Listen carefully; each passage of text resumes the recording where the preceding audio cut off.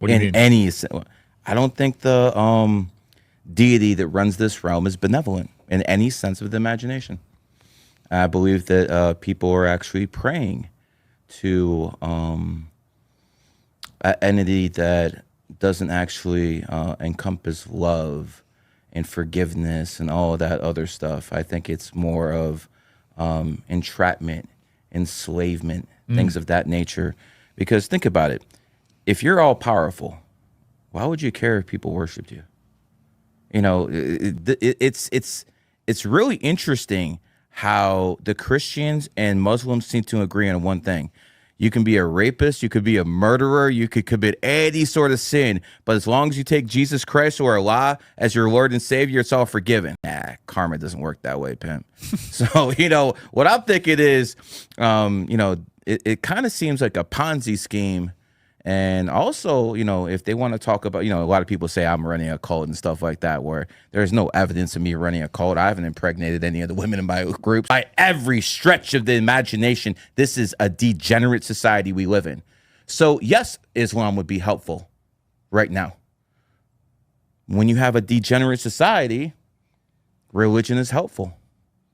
Yet when you have a society that is somewhat on the right track, then religion kind of holds them back. So it's like a balance with religion. When it's too degenerate, religion can be needy. Because I'd rather deal with the Bible thumpers and the Muslims than the LGBT. Any day of the week, I'd rather deal with these people who want to believe a woman was impregnated somehow by a miracle, or that a man who is illiterate wrote the Quran. Those kind of seem like fairy tales to me, but I'd rather deal with that than people who think a woman and a man constitutes a family. Right. So you don't tie yourself to any specific religion? I mean, if I was really to think of any philosophy, maybe Buddhism. Same. Because I believe in karma and reincarnation and stuff like that. So whatever my parents are, or whatever religion that is, I've never been to temple, consistently or something like that. I'm more reincarnation, karma.